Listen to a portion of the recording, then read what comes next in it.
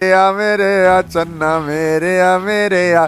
चलो सर मजाक को हम साइड। स्टेटमेंट सही है और उसका रीजन भी सही है, ठीक है। और ये जो रीजन है वो फॉर श्योर है ए के लिए। आ देता हूं असर्शन रीजन, जैसे फिजिक्स से असर्शन रीजन है। ये फिजिक्स का असर्शन रीजन है। ये किसका है? फिजिक्स का असर्शन रीजन है। देखो कैसे है, देखना। बोल रहा है magnetic field line does not intersect each other.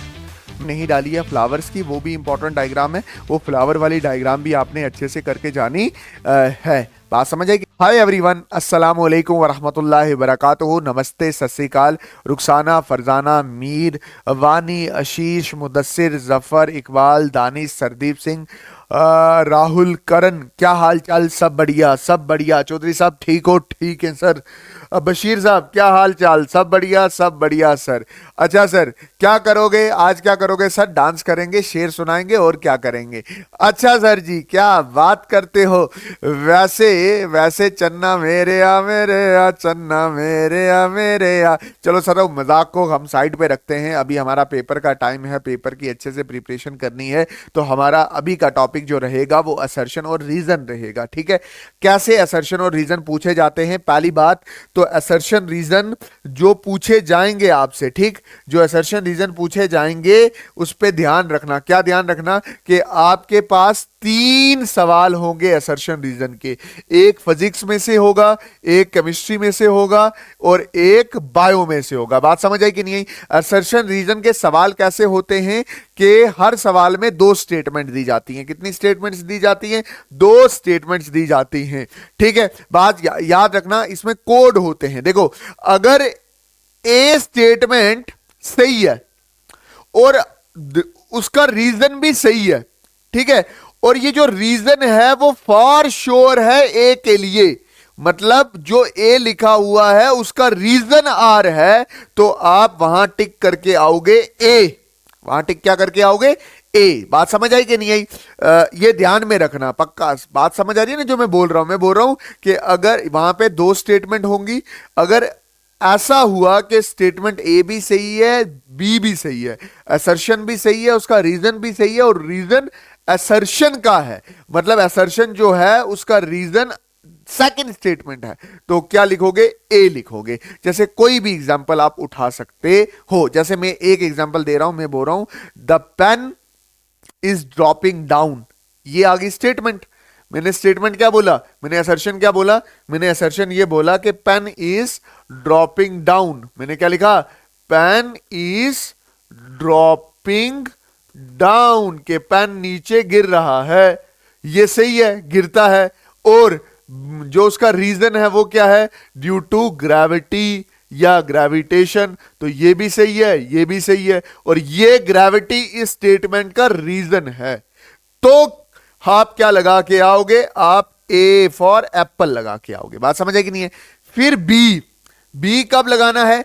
जब both A and R true, मतलब जब ए भी सही हो और आर भी सही हो, but R is not correct explanation of A. जब आर करेक्ट एक्सप्लेनेशन ना हो, आर रीजन ना हो किसका? ए का।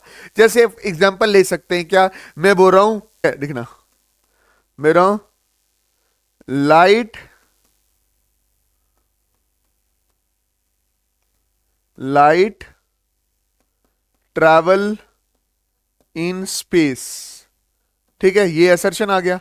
और रीजन में और कुछ लिख रहा हूं, मैं लिख रहा हूं speed of light is 3 × 10⁻⁸ metre per second. देखो दोनों सही हैं, बट ये वाली चीज पहली वाली स्टेटमेंट का रीजन नहीं है। समझ आया कि नहीं आया? अब सी। सी कब लगाओगे? जब ए सही है बट आर क्या है? गलत है। जैसे फॉर एग्जांपल मैं एग्जांपल देता हूं आपको, light change its speed when it move from one medium to another medium. कि लाइट अपनी रफ्तार बदल लेती है जब वो एक मीडियम से दूसरे मीडियम में जाती है। ये स्टेटमेंट ट्रू है। और इसका रीजन में जो स्टेटमेंट हो वो गलत लिखी हो, जैसे ये लिखा हो क्या, speed of light is 340 metre per second. ठीक है, तब आप क्या टिक करोगे, तब आप सी टिक करके आओगे। इस केस में आप बी टिक करके आओगे। बात समझिएगा नहीं, इस केस के में आप ए टिक करके आओगे। और डी कब टिक करोगे, डी कब टिक करोगे, जब असर्शन फॉल्स हो। ठीक है, जैसे ये मैंने लिख लिया, speed of light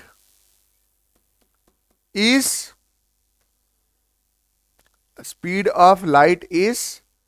340 metre per second, 340 per metre per second. ठीक है, ये स्पीड ऑफ लाइट क्या इतनी होती है, गलत है।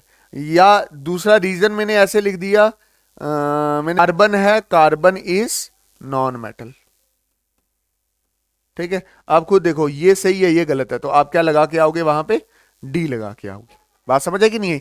तो अगर इस तरह से हो रहा है तो इसका मतलब ये होता है, मतलब इस तरह से ये क्या होते हैं, असर्शन रीजंस होते हैं। ओके बशीर साहब, मैं कुछ करवा देता हूं असर्शन रीजन, जैसे फिजिक्स से असर्शन रीजन है, ये फिजिक्स का असर्शन रीजन है, ये किसका है, फिजिक्स का असर्शन रीजन है। देखो कैसे है, देखना, बोल रहा है magnetic field line does not intersect each other.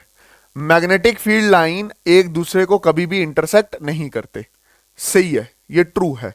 ठीक है, magnetic field lines are imaginary lines that the tangent to which at any point give us the direction of the magnetic field line. मतलब magnetic field lines जो होती हैं, देखो ना, वो कहां से शुरू होती है, नॉर्थ से साउथ की तरफ शुरू होती है ना, होती है ना, और इसके ऊपर अगर कोई टेंजेंट दो तो वो क्या देता है, मैग्नेटिक फील्ड की डायरेक्शन देता है। तो अच्छे से बोलूं, ये वाली स्टेटमेंट भी सही है, बट ये वाली जो स्टेटमेंट है ये इसकी करेक्ट एक्सप्लेनेशन नहीं है। तो हम यहां पे क्या टिक करके आएंगे, बी टिक करके आएंगे। बात समझ आई कि नहीं आई?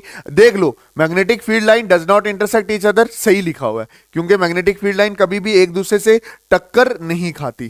ठीक है, टक्कर क्यों नहीं खाती, अगर टक्कर खाएंगी तो वहां पे दो डायरेक्शन होंगी, तो वो रीजन तो लिखा ही नहीं है। दूसरी एक और स्टेटमेंट बना के दे दी है, क्या स्टेटमेंट बना दी है कि magnetic field lines are imaginary lines the tangent. ठीक लिखा है, ये भी सही है, ये भी सही है, बट ये बी वाला उसकी करेक्ट एक्सप्लेनेशन नहीं है। अच्छा देखो, केमिस्ट्री में से असर्शन रीजन कैसे है, देखना ध्यान से। क्या है, metalloids are classified as semi metal. क्या मेटालॉइड सेमी मेटल होते हैं, ये ट्रू है। वो सेमी मेटल क्यों होते हैं, क्योंकि वो इंटरमीडिएट प्रॉपर्टी शो करते हैं between metal and non metal. तो ये वाली स्टेटमेंट भी ट्रू है, बट ये इसकी करेक्ट एक्सप्लेनेशन है। तो आप यहां पे क्या मार्क करके आओगे, ए मार्क करके आओगे। क्या मार्क करके आओगे, ए मार्क करके आओगे। ठीक है, अच्छा इसके बाद ध्यान में रखना, in an anaerobic respiration one of the end product is alcohol. ये सही लिखा हुआ है कि एनारोबिक रिस्पायरेशन यीस्ट में जब होती है तो तब अल्कोहल बनता है। There is an incomplete breakdown of glucose, तो इनकम्प्लीट होता है तभी तो अल्कोहल बनता है। तो ये भी क्या है, ये पहली स्टेटमेंट भी ट्रू है, दूसरी भी ट्रू है, और ये इसकी करेक्ट एक्सप्लेनेशन है। तो इसके केस में भी आप ए मार्क करके आओगे। Thank you so much. ये छोटी सी वीडियो थी जो आपके लिए थी असर्शन और रीजन के लिए।